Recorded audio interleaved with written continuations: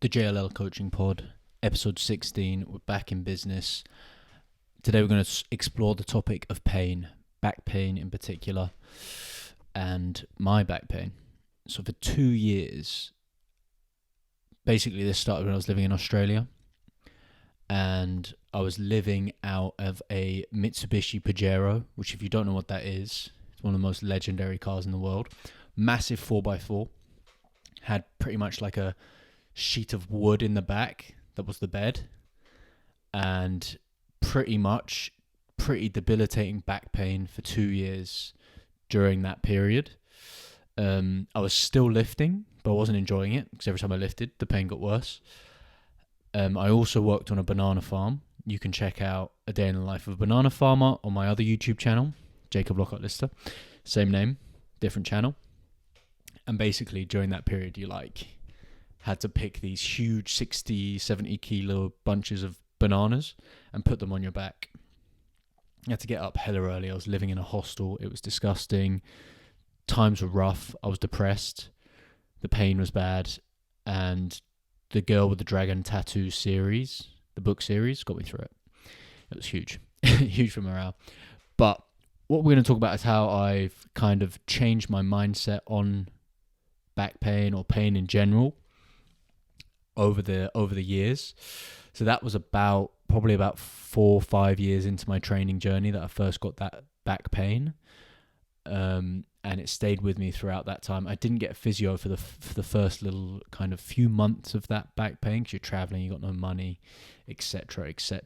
So I was just kind of like trying to deal with the pain. I was like, just try and get the pain stronger. I was still training a little bit, but it was lacking, and it would come and go slightly. But it was always there and always in the back of my mind as long as I was living in the back of my car, which was a bit rogue, or doing the banana farming. And it taught me a lot. And having pain constantly is so frustrating.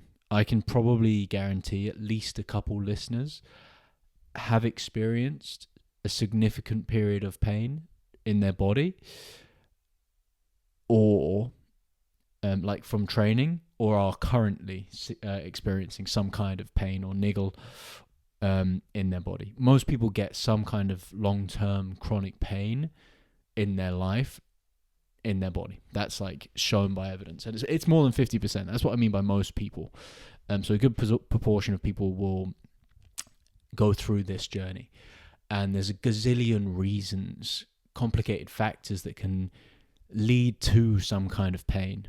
And this conversation will be a little bit about my journey of how I got out of pain, got back in pain, in and out, and how that opened a lot of doors with regards to a better understanding of the human body, developing as a coach, and being able to empathize with others with pain. Now, I remember, I think it's so common. The main thing is like when you have pain in an area, the most common general population viewpoint is you need to get that area stronger. And again, that's not necessarily wrong, but I think there's a bit more depth to it. That was definitely my philosophy. And I remember getting my first physio sessions in Sydney, and I didn't actually have any idea why we were doing what we were doing. They explained it a little bit. Like I had back pain, I had sciatica, so pain down the left side of my leg. And that has been on and off for about 6 years. The sciatica, back pain about 7 years, but it was bad for 2 years when I was around 20. And we did some stuff that kind of, just some stuff to strengthen it, get different muscles to work.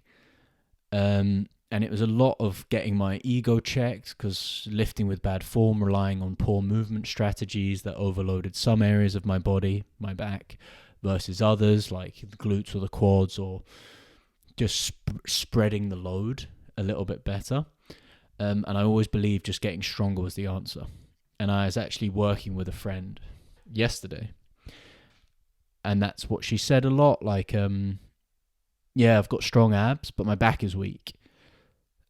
But it's so much more complicated than that, because you can have someone, a great argument for this, a great way to see it is why strength isn't the whole picture is because you can have someone incredibly weak with no back pain, and you can have someone incredibly strong in those localized areas with pain and have pain. So strength doesn't necessarily mean that you will not be in pain anymore. And that's the clearest example I can give. Someone who's weak in an area, and they don't have any pain. If strength was the answer, then the stronger person wouldn't have pain. And that's not true. There's a multitude of factors involved. Some of them are biomechanical, aka the position of your body, what your body's doing to manage forces. It could be psychological, it could be part of your identity. It was a huge part of my identity. Oh, I got back pain. I was always doing weird stretches to try and relieve it for 30 seconds before it came back. If I didn't sleep well, if I was a bit stressed, it would become worse. It was a part of my life. It was who I was. It's still like I identify massively with having back pain for a period of my life. And you're always trying to, when you're in pain, you're always trying to get out of it. And it's hard to not focus on it. It's so hard to not focus on it. But I think something that's been really powerful for me and others is focusing on performance outcomes. And this enables you to reframe it. Typical little reframe of Rooney, and you go from looking at something with a dark point of view, a dark perspective, and you start thinking about it in a new light. You look at it as if, hey, I'm here now, and the track that I want to move forward is more about performance outcomes and focusing on a goal that I can work towards that's positive, rather than just, I just want to get out of pain. And pain hopefully will subside along the way, along the journey. But focusing on pain, because there's such a multitude of factors and a lot often outside of your control, maybe you can't afford to change your bed. Maybe you don't have the right connections to have a physio come in or someone to work with to help you get out of that pain. That can be another huge factor. There's loads of things that are out of your control, which is why it's empowering to focus on what you can control, which is performance outcomes and the work you can put in to move forward. Now, one of my favorite economists or finance bros is Nassim Taleb.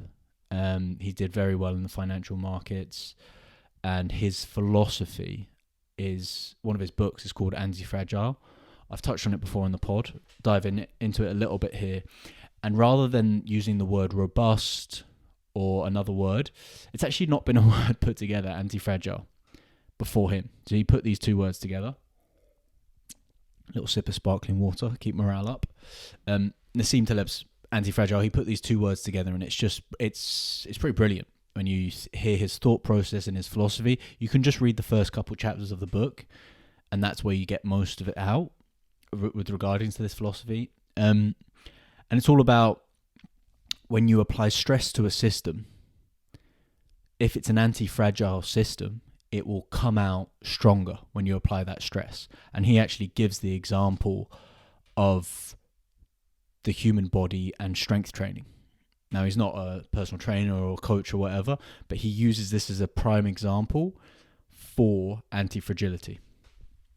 I think another great example of this is vaccines. If you give your immune system a small dose of poison, a bit of stress into the system, it can then manage more stress in the future. That's an anti-fragile system. And that's a really nice philosophy and perspective to think about your body, particularly when it comes to pain, when it comes to performance, when it comes to this whole idea of health and, physical exercise.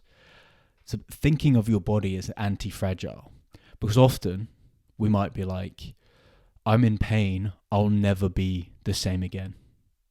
Or I've hurt my knee, I can't run ever again. Or my back's sore, I should never lift weights again because I'm soft, because I'm fragile.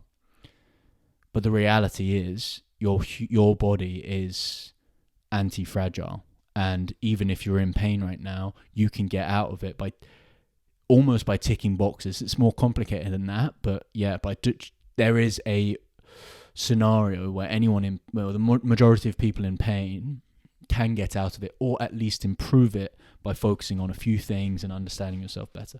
So your mindset with getting out of pain, for me, that was a huge change, because pain still comes. You can't control it. That's a huge aspect of this. There's so many factors, you can't control it. So even now, when I've gone in and out of back pain, doing a variety of things and helped others go in and out of pain in different areas of their body, I still know it will come back. And the expectation is I'm not going to live without pain.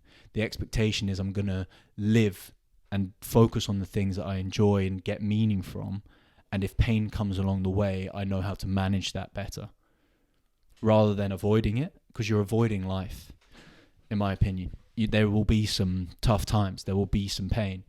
Life is not all sunshines and rainbows. I'm getting pumped up here. And having a different philosophy about how your body is, rather than this scarcity mindset, this mindset of you are fragile as a human being. It's not the truth. We've survived multi-millennia, and we will continue to survive. And that's due to the anti-fragile nature of our body and of our systems and how they come together. So even though I've gone in and out of pain, I still try and focus on performance when I'm in the gym. And I would say...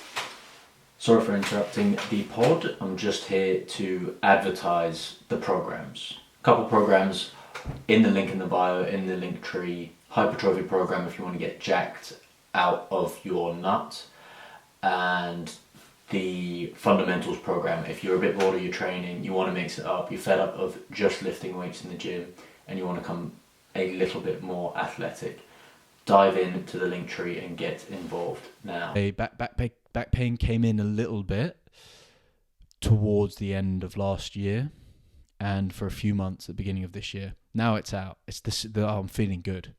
I'm feeling real good, let me tell you. And it's typically when I'm pursuing this peak level of performance, when I'm hitting a bunch of PBs, a little snizzle, a little sprinkle of pain might drop in, but I'm still getting these high level outcomes. That's not necessarily true. It's not, but there is a bit of a correlation there, but it's not causation with regards to new performance, personal bests and pain. But there is definitely a kind of relationship between the two. Just naturally, when you're pushing things, there's a price to pay. There's no such thing as a free lunch. Again, it's still a better life to pursue that anyway, even if you have to deal with pain at some point. And now I'll talk a little bit about why it's not just strength, getting an area stronger, and how you can manage pain. So the big thing is you've got to have this mentality, get that mentality in check. I like the anti-fragile philosophy. I like focusing on performance rather than getting out of pain. Treating pain as a kind of a indicator that something's going on. And if you choose to change it, you can. But if you'd rather pursue something else and focus on performance, that's another choice as well. With regards to the biomechanics and physiology of it, we can dive into what that can actually look like now. And a great way for me to start here is, because I've already touched on it, is the strength conversation. So I've worked with a lot of people who are relatively strong for their age group, for their body weight, etc., etc. Compare them to the general population, they are strong, but they have pain. So what are potential adaptations you can choose to do to help take steps towards performance and thinking about improving their biomechanics to help them get out of pain? So you should tick boxes along the way.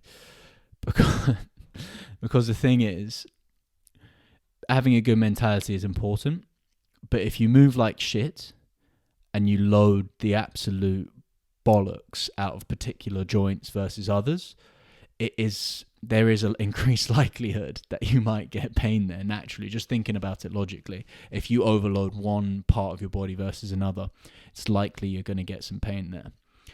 And if that does come up, one of the solutions you can use is force management. So changing how your body moves through space so it has a reasonable amount of capacity of range of motion throughout certain joints, So you can spread that load. If an elbow can't flex and extend, say it's stuck, the elbow might be fine, but the shoulder might have to do way more movement to make up and compensate for the lack of the elbow movement. An easy way to think about this is in running. You might see some people running and their arms are going crazy. They're moving all over the shop. And others, their arms might be very still and the rest of the body moves instead. That's a prime example of poor force management. Rather than having both the arms and the rib cage moving together in an efficient manner, you're overloading one area versus another area. And the task of potentially, if they're in pain, getting them out of pain is maybe giving them some movement where they don't have it. And if they've got too much movement somewhere, changing that over to somewhere else. This is like fundamental expansion and compression. You've got one area that's extremely compressed. You're compressed on the rib sides, on the rib cage front to back. So your rib cage is getting wider. You're missing overhead shoulder mobility, and therefore you have a bit of pain in your shoulder. Regaining that expansion front to back in the rib cage may enable, due to a relationship of the scapula, the humerus, the clavicle, and the rib cage, may enable a bit more shoulder flexion to return and spread the load more evenly across your joints. It's a better force management. You're not getting stronger, but you're managing the loads better. Same thing could be said for every joint in the body. So you're looking for this reasonable force management.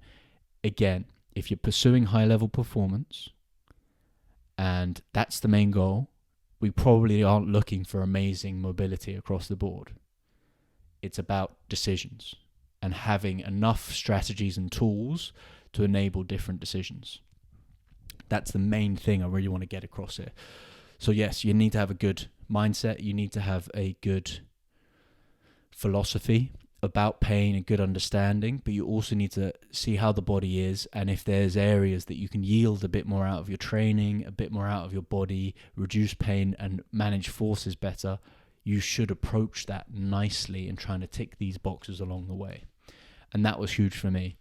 So when I'm in pain, I'll do particular exercises to kind of free up a bit of range of motion, free up a bit of expansion where I'm too compressed, and yield the benefits of those slight adjustments. And that's something I can really, really encourage people to prioritize on. So on the flip side of that, to be able to do that, you need to understand how a body should move. You need to understand typical movement patterns and movement options at the different joints in the body. Table tests are amazing ways to get a rough idea of how things are moving, but you'll also need an active assessment. So a toe touch can tell you so much. A split squat can tell you so much about a human's movement strategies. A squat can tell you so much about how people put force into the ground, through which joints are functioning nicely. Do we put more force through the ground on the right leg versus the left? This is way too in detailed for a podcast, but if you have questions, we can dive into it. And this is just the start. So we're gonna call that there today. A little bit of pain, a little bit of a conversation around it, my history a little bit. I hope you got some value here. I hope you have a good day. JLL Coaching Pod.